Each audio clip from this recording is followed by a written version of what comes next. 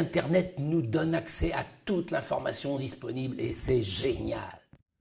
Et c'est l'enfer aussi, car la désorientation nous guette sans arrêt. En plus de l'infobésité, de cette surcharge informationnelle que l'on connaît tous. Comment choisir? Comment s'orienter?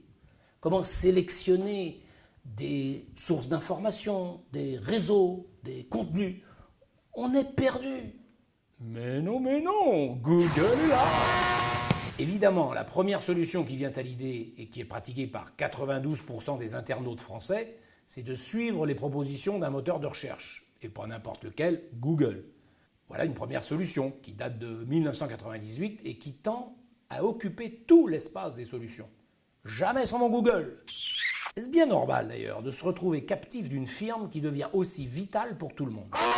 Mais il existe d'autres solutions, des solutions plus simples, celles qui fonctionnent à la familiarité par exemple, selon le concept de pragmatique de Laurent Thévenot, qu'il faut retenir. Je vais voir toujours les mêmes sites, je suis toujours les mêmes comptes Twitter et je ne suis plus jamais désorienté. Nous avons tous notre petit web à nous, notre monde familier.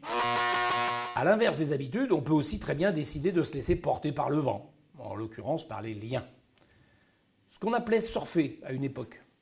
Désormais, on parle plutôt de serendipity, pour dire que l'on peut découvrir par hasard exactement ce qu'on ne cherchait pas. Mais pour s'orienter dans les informations, dans les connaissances, il y avait, avant Internet, des outils reconnus et puissants. Tu as peut-être vu une encyclopédie sur les belles étagères de papy et mamie.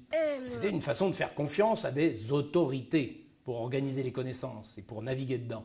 Mais les premiers annuaires du web, au début des années 90, comme Yahoo, fonctionnaient un peu comme des encyclopédies, avec une entrée en arbre dans des thèmes toujours plus fins. Et puis il y avait aussi les bibliothèques, qui étaient la méthode favorite pour s'orienter dans les ouvrages qui conservent les connaissances. Il existe encore une autre solution pour s'orienter. Une solution typique de ce qu'on appelle le Web 2. Tu ne vois pas? Celle qui consiste à suivre les avis de ses amis. Enfin, des amis provisoires, ou peu connus parfois, mais souvent très bons sur certaines questions. C'est le web social, le tagging collaboratif, comme sur Delicious ou sur Poultries. Donc nous ne manquons pas de solutions que nous allons étudier en détail. On peut les présenter sous forme de boussole. Si ça peut t'aider à t'orienter, à propos des techniques d'orientation, c'est quand même le minimum pour une boussole.